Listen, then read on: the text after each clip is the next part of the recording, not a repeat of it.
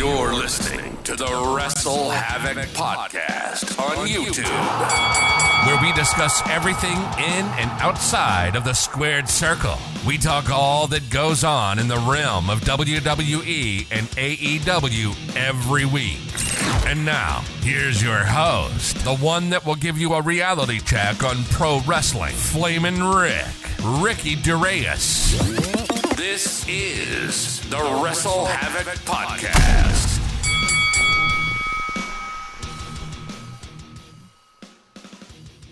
What's up, everybody? It is Flamin' Ricky Duraeus, right here on the WrestleHavoc Podcast, here to review Ring of Honor Wrestling from March 2nd, 2023, a year to the day when Tony Khan has purchased Ring of Honor, and there was a lot of speculation throughout that whole year of whether or not Tony Khan was going to get a TV deal for Ring of Honor.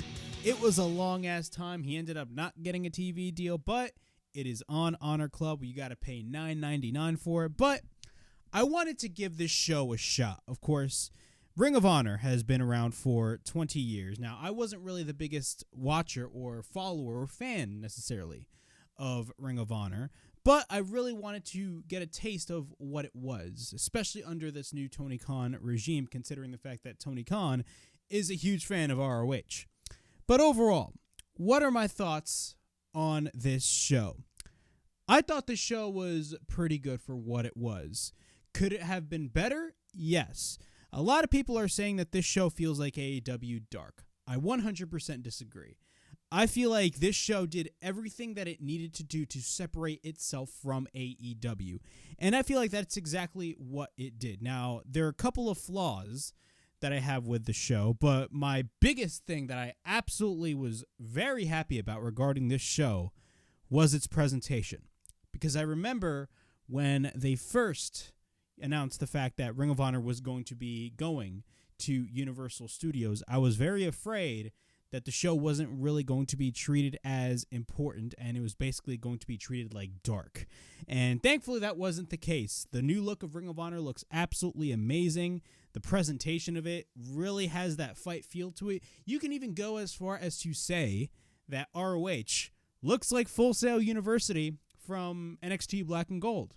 And I honestly wouldn't blame you if you definitely believe that is the case. Now, you would have other people on the internet say that they're basically copying NXT Black and Gold, but that is not the case whatsoever, because if you really think about it, NXT Black and Gold is basically ROH on a WWE budget. So we shouldn't be talking about ROH copying NXT Black and Gold any day of the week, because clearly NXT borrowed identities from ROH. But I thought the presentation of the show was fantastic.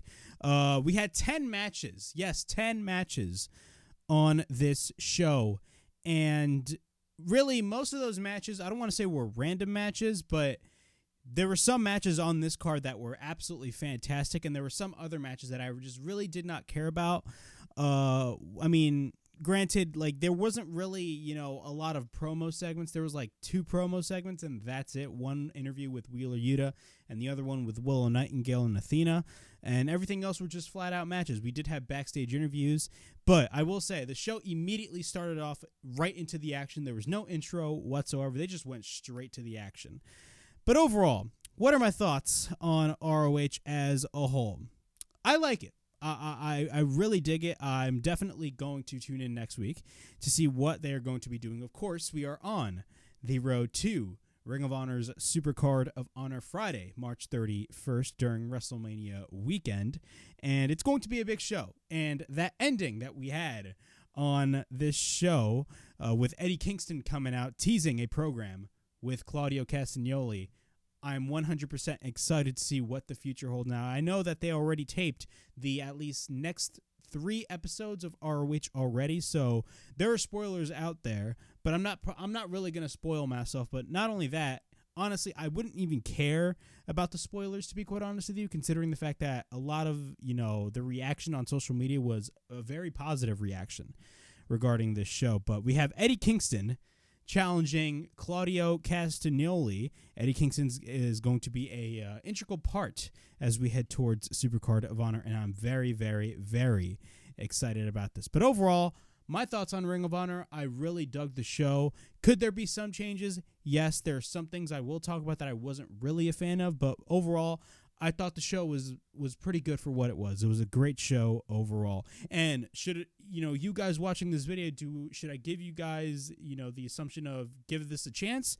Yes, definitely. Give Ring of Honor a chance. I think it'll definitely be worth the $10 because I know a lot of people are very upset that they have to pay $9.99 a month, which I totally understand because if you really think about it, you're paying $9.99 for Honor Club, but also when the pay-per-view happens, you also have to pay that extra $40 on Bleacher Report, and then you have to wait an extra 90 days for that particular pay-per-view that you paid $40 for to be on Honor Club. Keep in mind that you still pay $9.99 for. So if you really think about it, it kind of sucks, but I genuinely believe that the whole Honor Club thing is only going to be a temporary thing. It's not going to be a permanent thing.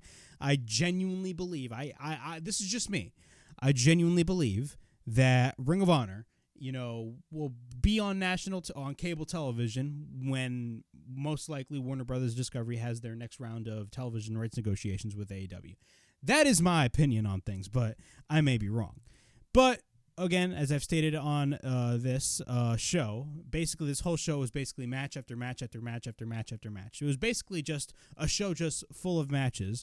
Granted, most of those matches were great matches, and some of them, definitely, had, interesting stories, of course, that being Eddie Kingston in the end.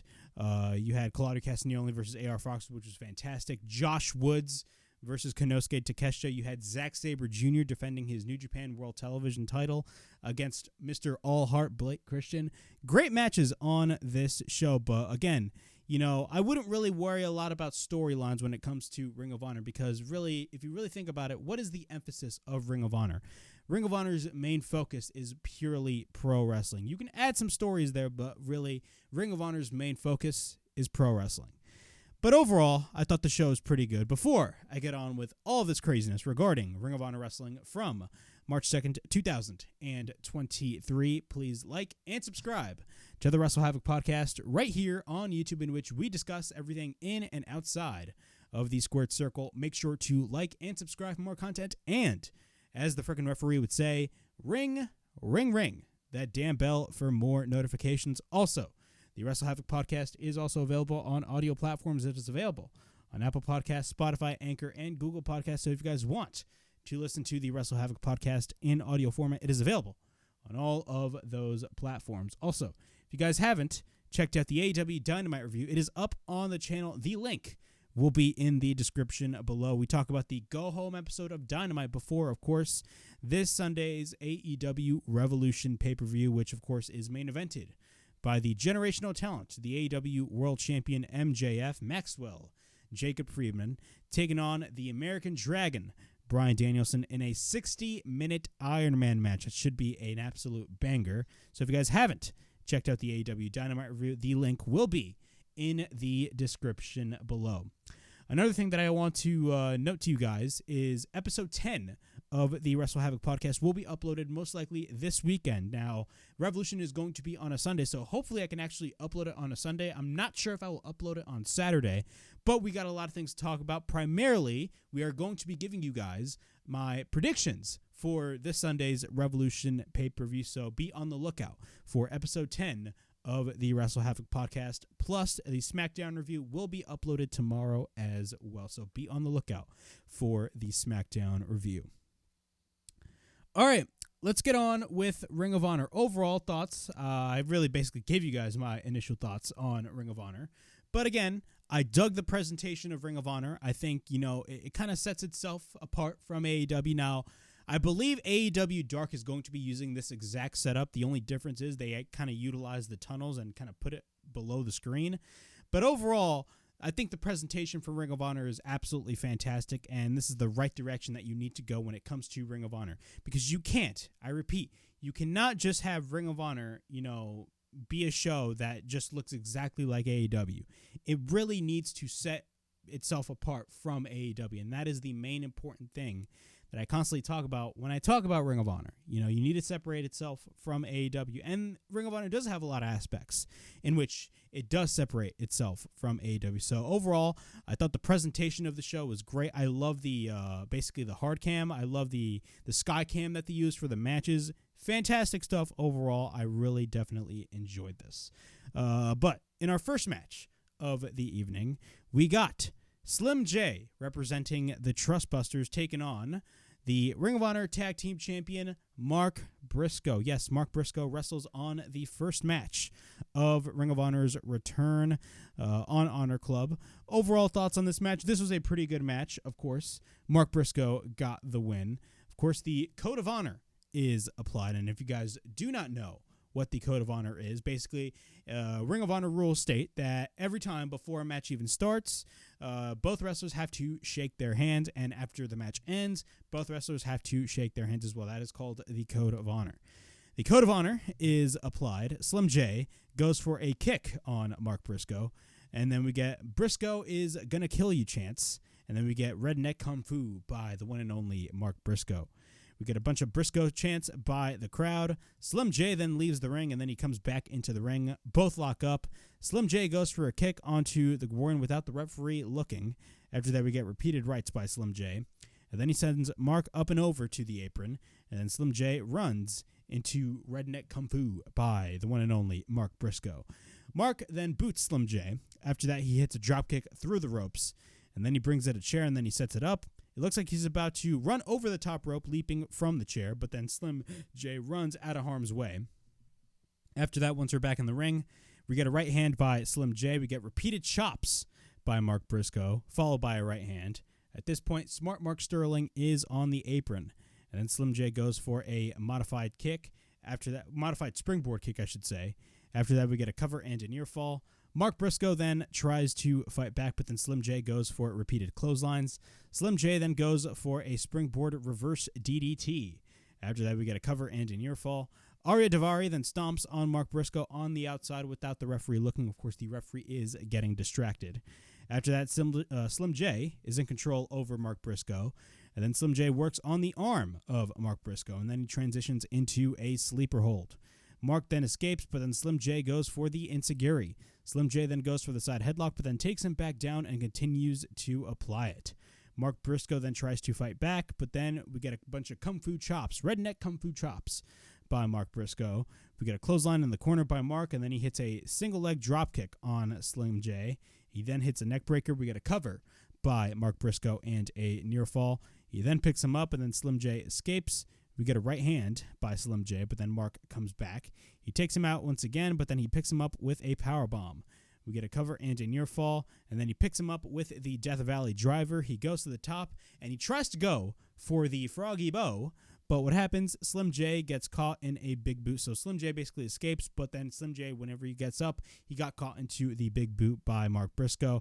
And then Mark Briscoe paid tribute to the late Jay Briscoe and hits his brother's finishing move, the Jay Driller. We get a cover, and Mark Briscoe gets the win in the first match of ROH TV. Overall thoughts on this match? Great match overall. Mark Briscoe looked great. I thought Slim J was very good at what he did. I didn't really see much of Slim J. I know he has history in Ring of Honor, but Slim J is very, very good, man. Some of the spots in this match were fan-fucking-tastic, but overall, both wrestlers delivered a great opening match, and of course, the right man won, that being Mark Briscoe. Tony Deppen is backstage. Yes, the asshole himself, Tony Deppen. I was introduced to Tony Deppen when he was in GCW, man. Tony Deppen was such a good-ass heel. Tony Deppen has a backstage interview. Talks about how he will face Samoa Joe for the Ring of Honor World Television title next week. It's the biggest test of his career. And then he grabs a large piece of paper, and then he states, and I quote, he is here by proclaiming that on ROH television, they will be the unthinkable. He will defeat Joe via pinfall or submission. He has 2 submissions that he will beat Samoa Joe with. It's either the STF, that has been heralded as 10 times better than Samoa Joe's STF, or the classic chicken wing. And then he talks about how he knows all of Joe's weaknesses, and he will reclaim his TV title and cement his legacy in Ring of Honor. And he basically tells the interviewer that he is the czar of Ring of Honor. So next week, Tony Deppen will be in action against Samoa Joe. Here's one pretty good tag team match I actually really enjoyed. The Infantry, Shawn Dean and Charlie Bravo. I'm not really that familiar with Charlie Bravo. Now, I do know who Shawn Dean is. I believe he's been wrestling on Dark. He did wrestle a couple of matches on AEW Dynamite as well. And I believe he did get wins over MJF. Correct me if I'm wrong. But the Infantry takes on Mike Bennett and Matt Taven of the Kingdom. Yes, the Kingdom is wrestling in the next match. Overall thoughts on this match, for somebody, that being myself, that haven't seen the Infantry in action as much as I do, because honestly, I do not watch AEW Dark. I don't watch Dark or Dark Elevation, so if they have been wrestling on Dark, please let me know in the comments. But the Infantry is very, very, very good. I love the chemistry that both Charlie Bravo and Shawn Dean have. Fantastic stuff, and they definitely put up a good fight against the Kingdom in this match. And I pretty much enjoy the Kingdom as well. I did watch the Kingdom live. I was at Garden State Pro a couple of months ago. I believe it was their third ever show. It was called Dynasty Clash, and I got to watch the Kingdom wrestle live, so it was pretty good. I believe they were the Impact Wrestling Tag Team Champions at the time. But yeah, man, the Kingdom looked great. Of course, Ring of Honor rules. The Code of Honor is applied. Mike Bennett and Charlie Bravo start. Bennett immediately goes for a big boot, and then Bennett immediately chops Bravo into the corner. Matt Taven then tags in. After that, he immediately works on Charlie Bravo. After that, later, Shawn Dean makes the tag. We get a double team by the Infantry. After that, we get a double right-hand drop. After that, they both work on Mike Bennett. And this is actually one of my favorite spots in the whole match. They basically both, Shawn Dean and Charlie Bravo, they grab each leg of Mike Bennett, and they kind of like split. They basically split his legs, which is absolutely hilarious. It was one of my favorite spots in the whole match. But after that, Bennett goes to Maria to the outside. After that, he hits a drop. Matt Taven hits a drop kick. After that, Mike Bennett makes the tag. Bravo then fights off both. And then Matt Taven goes for the Purple Thunder Bomb. After that, we get a cover by Mike Bennett and a near fall. We get a brainbuster by Mike Bennett. We get a cover and a near fall, followed by a slingshot by Bennett on Bravo, landing into a kick by Taven from the apron. After that, Taven tags in. He goes to the top and he hits an elbow drop. After that, we get a cover by Taven and a near fall when Dean comes in for the save. We get a neck breaker by Charlie Bravo. At this point, the hot tag is made. Dean goes for repeated clotheslines. We get a front face lock on both Bennett and Taven. He hits the double DDT. We then get a cover and a near fall. We get a back elbow by Dean, followed by a right hand by Bravo. And then Dean goes for the flapjack. He basically flatlines him. After that, Bravo tags in. We get a kick by Bravo, but then Bravo goes for the super kick. He then goes to the top, but then Taven comes in with a high enziguri. Mike Bennett then comes in, and then the Kingdom hit their finishing move, and we get a cover, and the Kingdom get the win. Overall thoughts on this match, relatively short match, but of course the Kingdom we're going to go over in this match. But again, I'm really digging the Infantry. I think they're really good at what they do, and hopefully we can see them somewhat in the future, because I genuinely believe that the Infantry definitely has a lot of potential down the line in their wrestling careers, in my opinion. Shawn Dean and Charlie Bravo were absolutely fantastic. All right.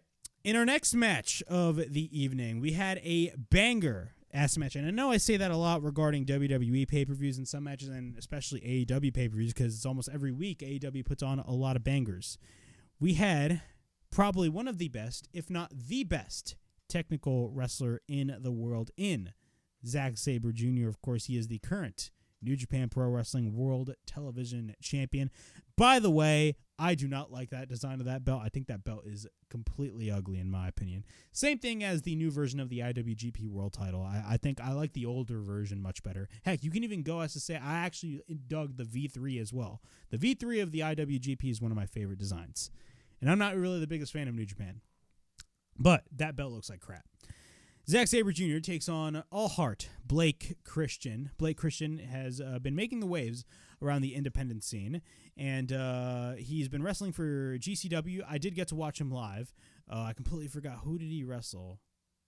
I attended Homecoming last year in August. I completely forgot who he wrestled.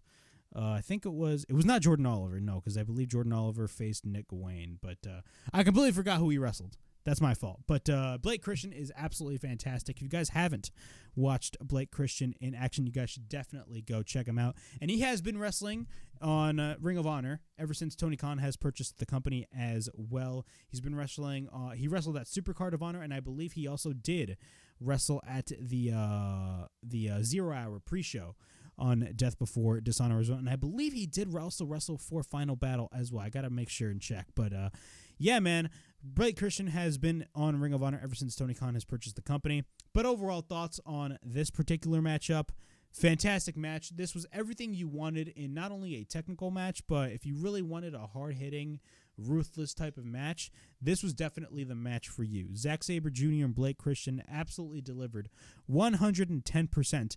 Of course, Blake Christian was not going to be winning that title, but you know, it was good that he was in a championship match. So the match starts. Of course, the Code of Honor is applied. We get a wrist lock by Zack Sabre Jr., and then he goes for a fireman's carry. After that, Zack Sabre Jr. works on the arms of Blake Christian. Christian then transitions, and then he hits an arm drag. Zack Sabre Jr. then goes for the double stomp onto the arm of Blake Christian. He hits the rolling wrist lock. After that, he transitions into a single wrist lock, and then he tries to break the fingers of Blake Christian, which was absolutely brutal to watch. He then twists the wrist and the fingers. He stomps on the left arm of Blake Christian, but then Blake escapes. After that, we get a side headlock by Zack Sabre Jr. We get a roll-up by Blake Christian, but we get a near fall. We then get a shotgun dropkick by Blake Christian, taking Sabre to the outside. Christian then runs over the top rope, but then gets caught by Zack Sabre Jr. He then twists the neck of Christian onto the apron. Zack Sabre Jr. during the match, this was actually very notable during the match. Everybody was talking about this on social media. During the match, when Zack Sabre Jr. was on the apron, after that spot that I just read to you guys, Zack Sabre Jr. was on the apron, and he kind of zoomed into the camera and says, "Hey, Bryan Danielson, I'm the best technical wrestler in the world." He basically called out Bryan Danielson, and the reason why he did, of course, last year, if you guys do not recall, at Forbidden Door, the original match that was supposed to be for Bryan Danielson was he was supposed to originally face Zack Sabre Jr., but, of course, Bryan Danielson unfortunately got injured, and they replaced Bryan Danielson with, of course, Claudio Castagnoli, who right now is the current Ring of Honor World Champion. So after he calls out Bryan Danielson, we get an uppercut by Zack Sabre Jr., followed by a right hand by Blake Christian. We get an uppercut with an uppercut taking Christian out. After that, Sabre is in control over Christian. Christian then escapes and takes Sabre to the middle rope. He hits somewhat of a 619 type move.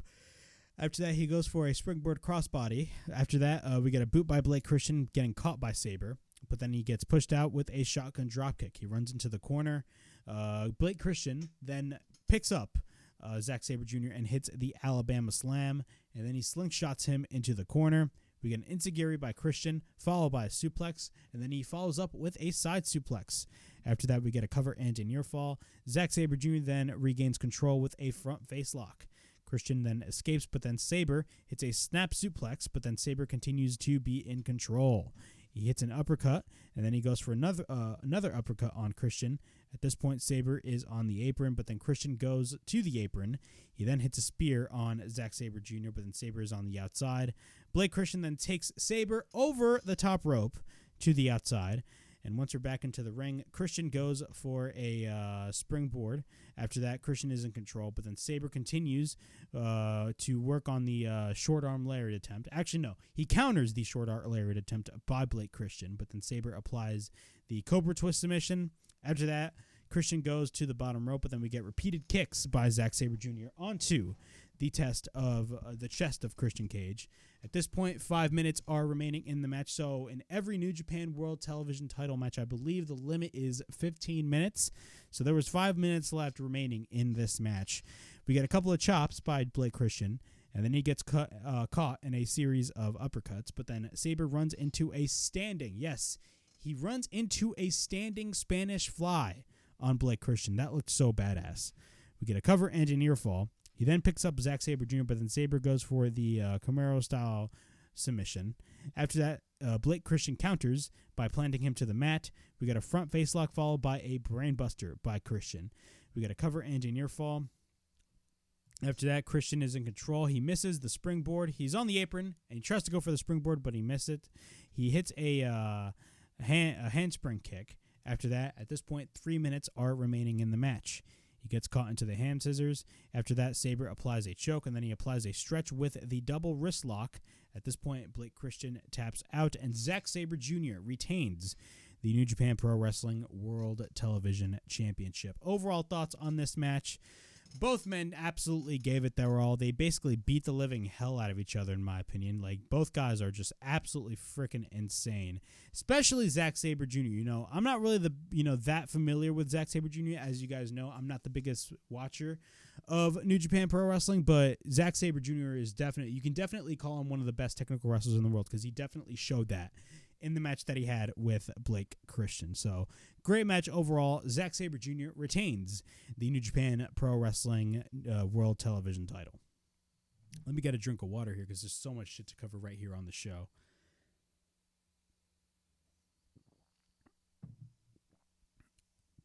We got Smart Mark Sterling backstage. He's not interviewing, but Konosuke Takeshita is with him and talks about how the match that Takeshita will have will not happen, because he is MJF's lawyer, he hit him from behind, and he doesn't like Takeshita. Number 3, Josh wanted his first ROH match against someone who is a higher caliber, and they will split 50-50 and cancel this match. But what happens? Smart Mark Sterling offers Takeshita the contract, and what does Takeshita do? He rips that shit up.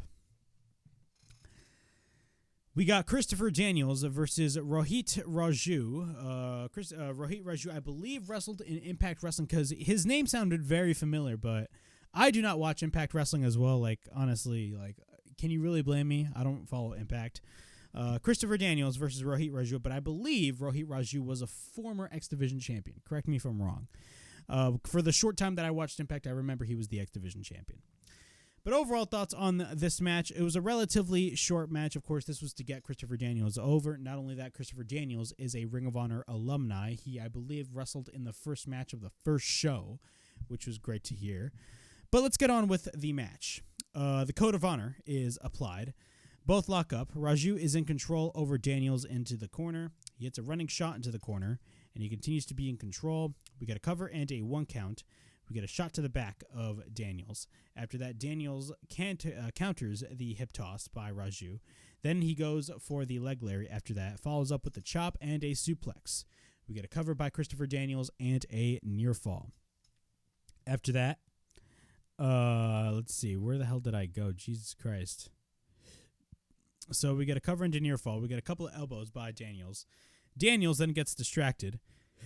And then what happens is, I believe the guy's name is Joel. I completely botched his name. If I botched his name, my apologies. But the guy that came out with Rohit Raju clotheslined him onto the outside, that being Christopher Daniels. After that, we get a cover by Rohit Raju and a near fall. I keep calling him Danielson. Daniels fights back. We get a spinning kick and a double stomp by Raju. We get a cover and another near fall. We get repeated stomps by Raju, followed by repeated rights again. We get a side headlock and a shoulder tackle by Raju. At this point, Raju is in control, but then Daniels goes for a side suplex on Raju. After that, we get a clothesline by Daniels. After that, he hits the Uranagi after that. And after the Uranagi, Danielson is up on his feet. He tries to go for the Angel's Wings, but then gets caught into a high knee by Rohit Raju. Raju goes to the top, and then he tries to go for the Dragon Stomp.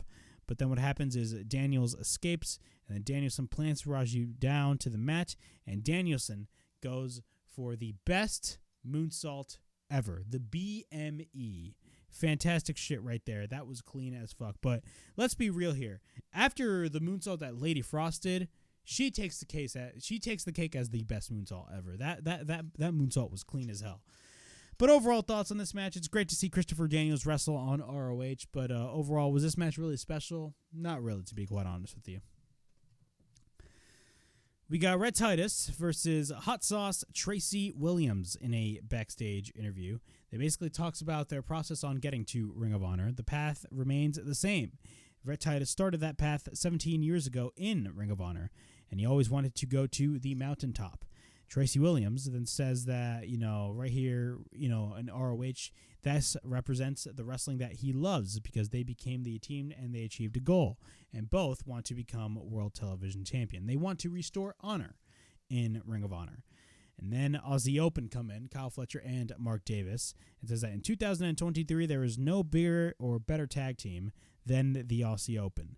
And he says on ROH television next week, they want to have a tag team match. They will shake their hands as long as they don't abide by the code of honor after they beat them. So it looks like we are going to be getting Red Titus and Tracy Williams versus versus Aussie Open. My apologies. I almost lost my train of thought right there. But overall, pretty simple stuff right there. Aussie Open versus Red Titus and Tracy Williams is going to be absolutely fucking insane. We got our next match of the evening, that being the one and only Japanese phenomenon, Konosuke Takeshita, who is making waves everywhere in AEW, but not only in AEW, but in Ring of Honor as well, versus Josh Woods. This was probably my favorite match of the entire night, in my opinion. This match was the pure definition of not only hard-hitting, but also intense. You had a bunch of near-fall finishes, and a lot of crazy shit happened in this match, man. I absolutely loved this match for what it was. Takeshita looked absolutely great. The finish of the match was freaking awesome as well. So Takeshita and Josh Woods, of course, apply the Code of Honor. We get a bunch of Takeshita chants in Universal Studios, of course. Universal Studios loves their Ring of Honor, and they love Konosuke Takeshita because Takeshita is super over. Both lock up. We get a waist lock by Woods, and then we get a roll through. Takeshita then goes for a front face lock after that. Then after that, we get a waist lock by Takeshita, but then Woods escapes.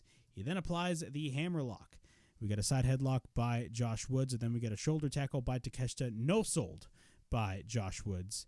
Takeshita then no-sells Woods' shoulder tackle attempt, and then Woods no-sells it again. Woods then runs into a big boot by Konosuke Takeshita. Then we get a shoulder tackle by Takeshita, and then he goes on one by Woods. After that, Takeshita hits another shoulder tackle, taking him down, but then Takeshita goes for repeated rights on Josh Woods onto the second rope. Takeshita then gets caught by Woods and gets taken to the top rope. Woods then goes for a gut-wrench suplex on Konosuke Takeshita. We get a cover by Woods and a near fall. Woods then drives himself on Takeshita into the corner, but then Woods hits a knee onto the midsection on Takeshita. After that, Woods walks over Takeshita, and then we get a cover by Josh Woods and a kick out. After that, we got a couple of body shots by Josh Woods, but then Woods goes for a stretch on Takeshita onto the ropes. After that, we get a cover by Woods once again, and we get a near fall. Josh Woods would go then for a knee, but then we get a roll-up by Takeshita. Then after that, Woods blocks Takeshita's knee, but then Takeshita goes for a flying shoulder tackle. Takeshita then goes for a furious, and when I mean furious, I mean furious. He goes for a furious running boot into the corner. Takeshita then goes to the top, but then Woods comes in and drops Takeshita down. Takeshita is on the apron at this point, but then we get a kick by Takeshita. He drops Woods head first with the DDT on the apron. Takeshita is off the top, misses, but then he hits the Blue Thunder Bomb. We get a cover by Takeshita, and we get a near fall. Woods then goes for a springboard enziguri, taking out Takeshita, but then we get a gut-wrench power bomb, a.k.a. the Dr. Bomb. We get a knee by Josh Woods. We get a cover by Woods and a near fall. Woods then goes to the top, but then Takeshita comes back and hits the big boot. He then goes to the top, but then Woods is holding on. But then Woods goes for the front suplex, taking Takeshita off the top. We get a cover by Woods and a near fall. After that, Woods goes for the T-bone suplex. After that, Takeshita comes back with a German suplex, but then both Woods and Takeshita then knock each other out with the rolling elbow. After that, we get a bunch of "This is awesome" chants by the crowd. After that, Woods picks up Takeshita. He applies a full Nelson. Woods escapes, but then we get a rolling German, but Takeshita counters into a roll-up. We get a near fall. Takeshita goes for the forearm and a kick. Takeshita then goes for the rolling German, but then what happens? Woods goes for the roll-up. We get a near fall, and then Takeshita actually managed to get the rolling German, and then he goes for the bridge pin, and Takeshita gets the win. Overall thoughts on this match. This was fantastic, man. I absolutely loved everything about this match, in my opinion. Everything about this match was fan-fucking-tastic. With the type of wrestler and the caliber of a wrestler that Josh Woods is, you knew for a fact coming into this match that Takeshita was going to bring him to the limit, and he absolutely fucking did bring him to the limit, and that's what I absolutely really enjoyed, man. A lot of people talk about the current generation of wrestlers. They love doing their high spots and all that shit, but at the same time, if you really need to think about it, if the fans are loving what they are seeing, then you must be doing no wrong, and that's exactly what's going on with Konosuke Takeshita right now. You'll love to see it.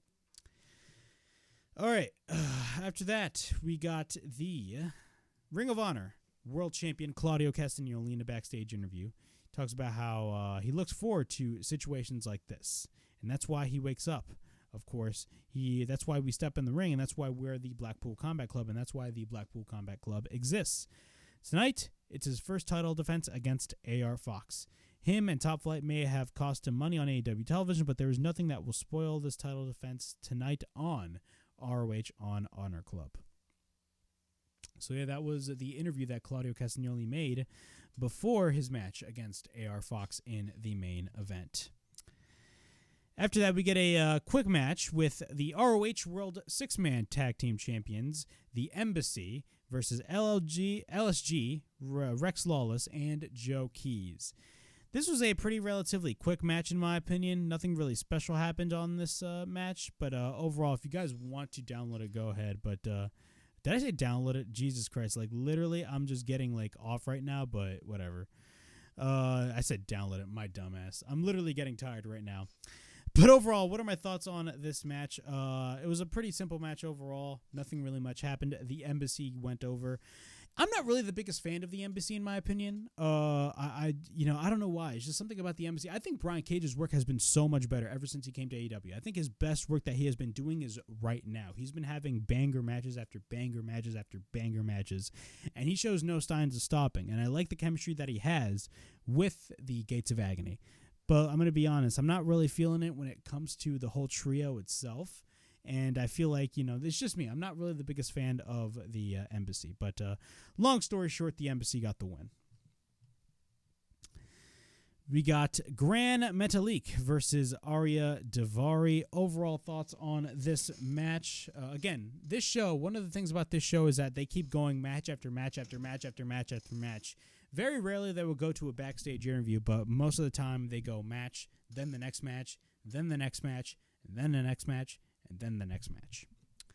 So we get Metalik versus Ari Davari. If you guys do not know who Metalik is, he's the former Gran Metalik in WWE. Overall thoughts on this match. Great match overall. Some of the spots that Metalik did were in freaking crazy, but overall, nothing really special happened. Let's kind of go through the notes a little bit.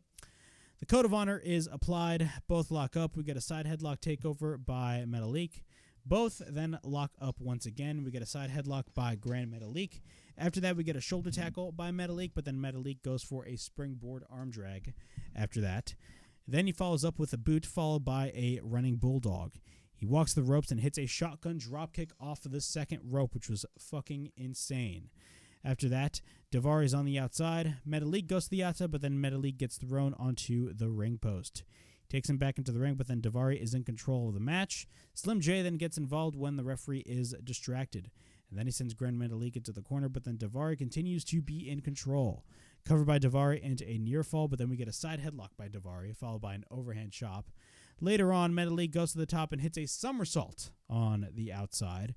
Once we're back in the ring, Metalik goes for a big splash over the top rope. We get a cover by Metalik and a near fall.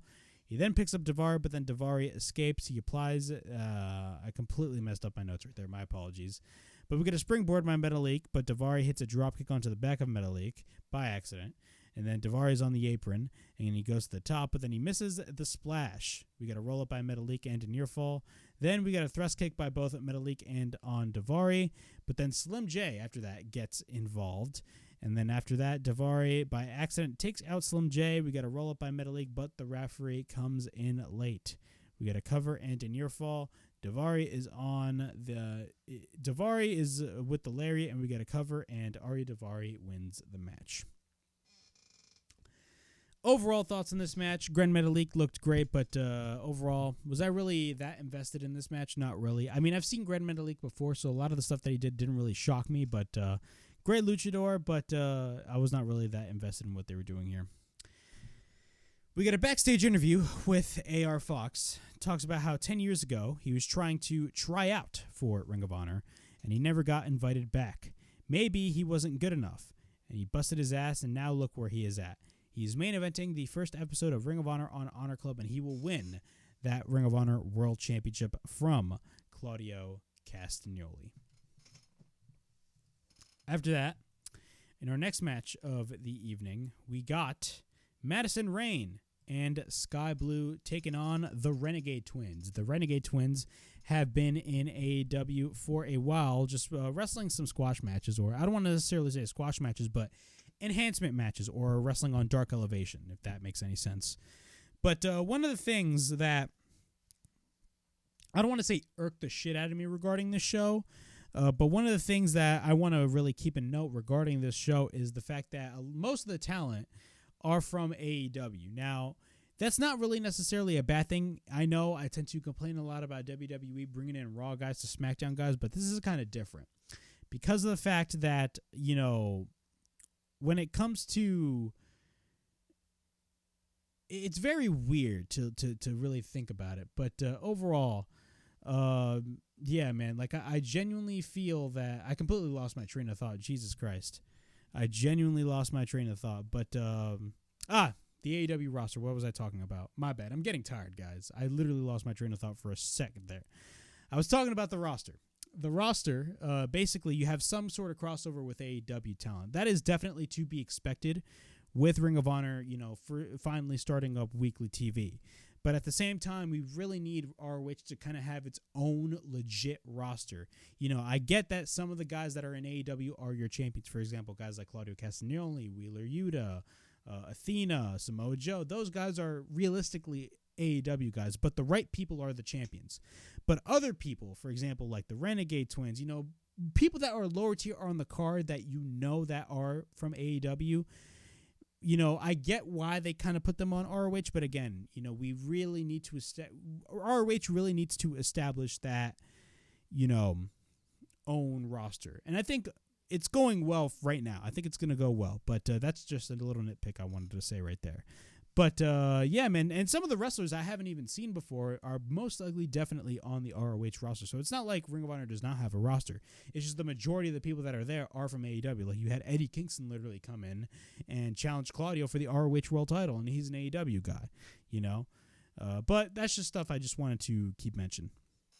But we had Madison Rayne and Sky Blue taking on the Renegade Twins. Sky Blue and Robin Renegade start the match. Later on, we get a double team by Madison Rayne and Sky Blue. We get a cover and a near fall.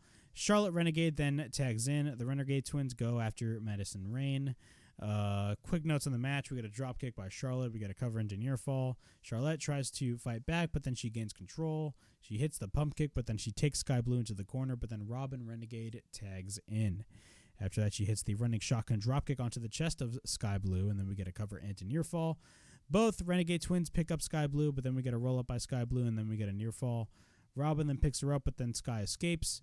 Robin then goes for repeated rights later on. Later on in the match, all four women are down. Basically, Madison Rayne flatlines Robin Renegade. Sky Blue tags in. She hits a crossbody off the top, and then we get a cover into near fall. She hits a spear on Robin, that being Madison Rayne, and Sky Blue plants Charlotte to the mat, and the baby faces get the win.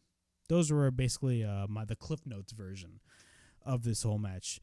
I will say this match was pretty good for what it was. I enjoyed this match for what it was, but I'll say this. Well, I'm not going to say but I say this, but overall, I think the Renegade Twins are fantastic at what they do, and they're definitely going to be big-time players in the next couple months, in my opinion.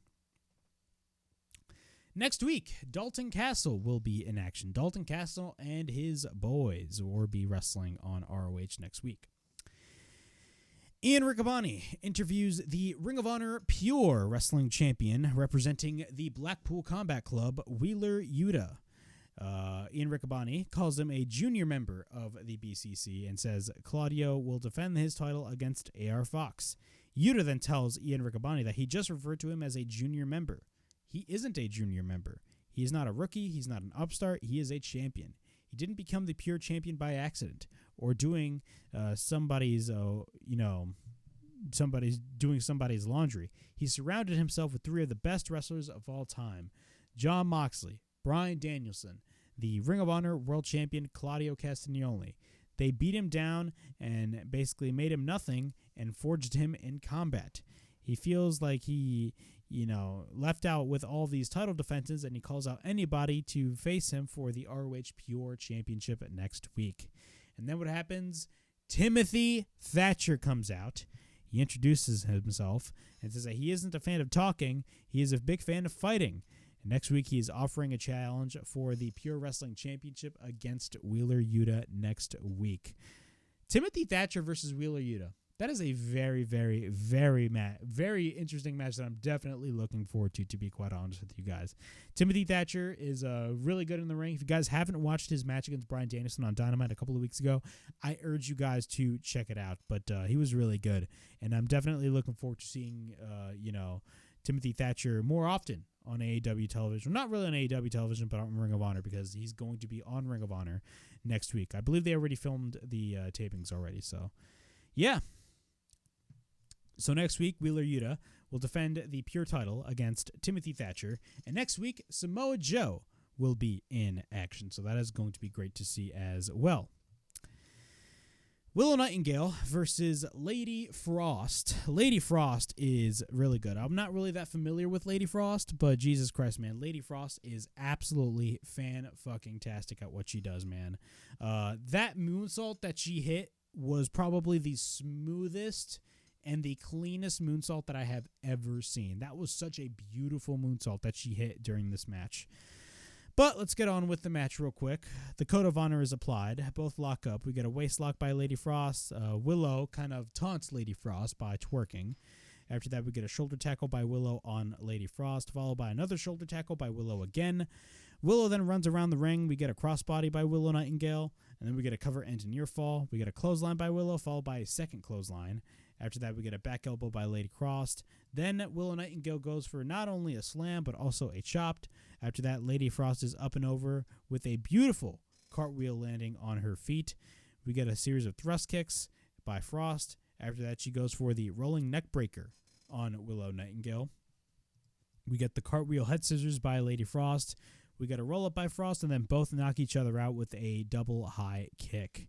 After that, we get the hip attack into the corner by Willow, and then she hits a kick on Willow, and then follows up with the spine buster. We get a cover and a near fall, and then Frost goes for the back elbow, and then she goes for the high kick by Frost, knocking Willow Nightingale down, but then Lady Frost then goes to the top. She hits a beautiful and clean moonsault off the top, and I talked about this earlier on before I talked about the match, man. She hit that moonsault like it was nothing, man. Like, she literally went like, she flew, man. She flew. We got a cover by Lady Frost and a near fall. Lady Frost is in control, but then Willow goes for the gut wrench powerbomb. After that, we got a cover, and Willow Nightingale gets the win over Lady Frost in a great women's bout on this show. After the match, Ian Riccaboni interviews Willow Nightingale, and he asks her, what is next for Willow? Willow wants to talk about the past. You know, there are 2 previous Ring of Honor pay-per-views that she won both of her matches, and she picked up another win tonight. Right now, she is on a roll, and the next logical step, she thinks it's time for her to challenge Athena for the Ring of Honor women's title. And then Athena comes out, and she says no. She congratulates Willow on her win, but if she knows she is happy to hear, if she's happy to be here, if she was happy to be here, she'd be not quite the ROH champion. She wouldn't be the ROH champion, says Athena.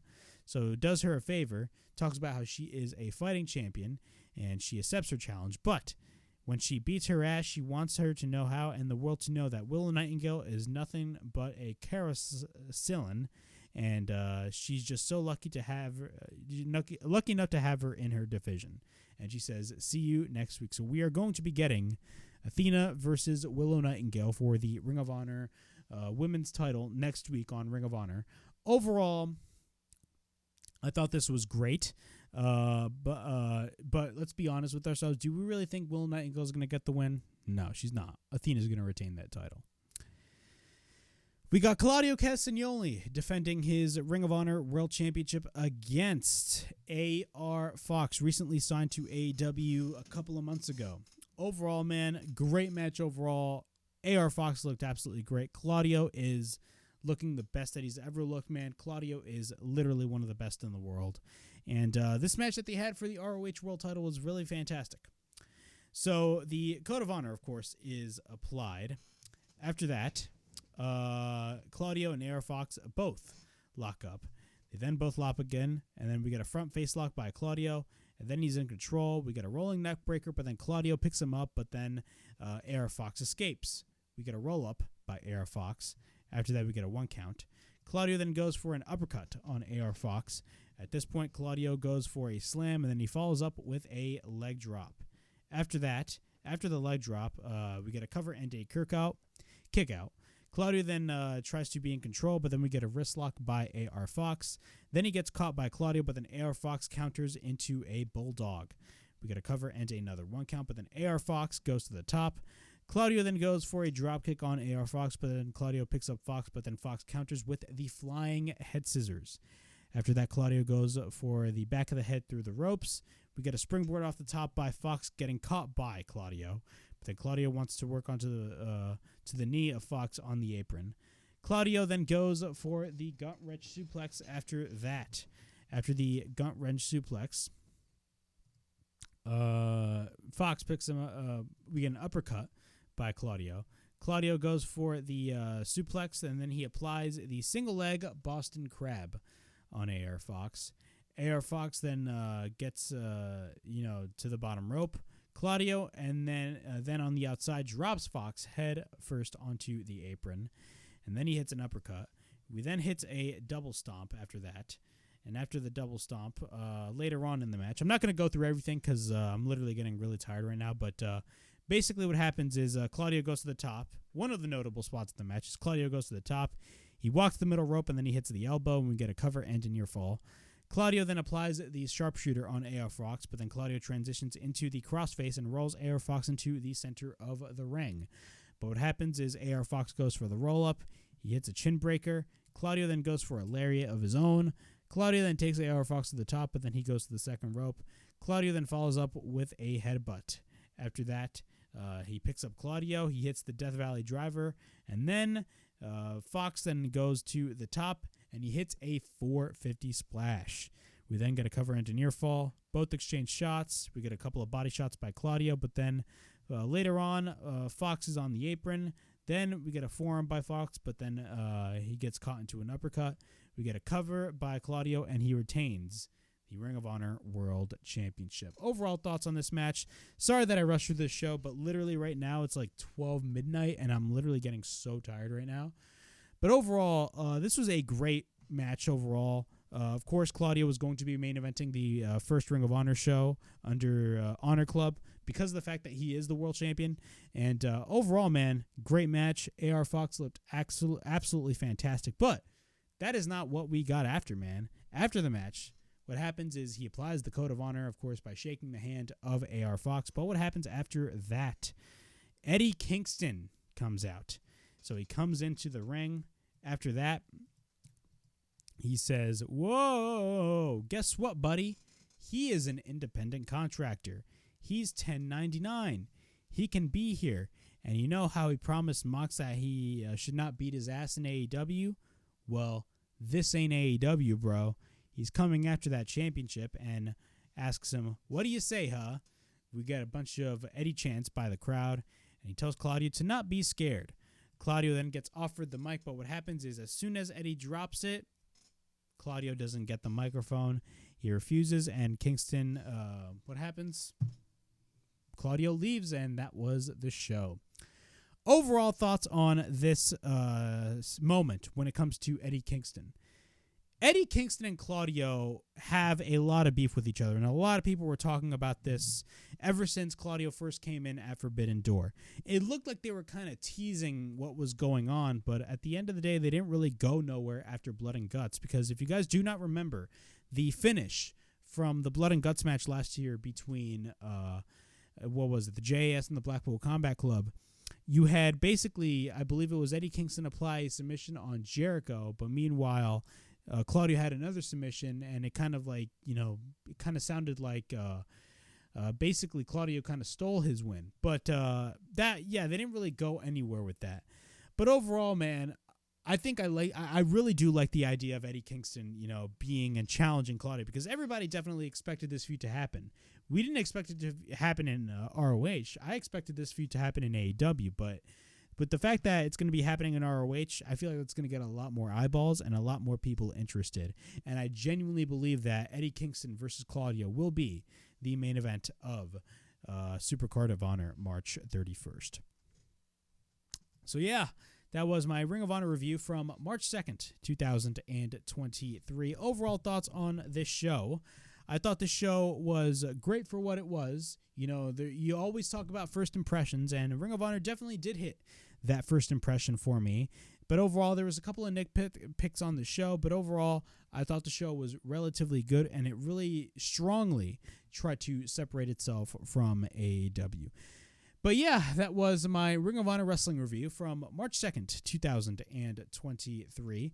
Please like, subscribe, comment down below, push that bell for notifications, and be on the lookout for more videos right here on the WrestleHavoc Podcast, in which we discuss everything in and outside of the squared circle. Make sure to like and subscribe for more content, and as the freaking referee would say, ring, ring, ring that damn bell for more notifications. And as always, it is Flamin' Rick signing out.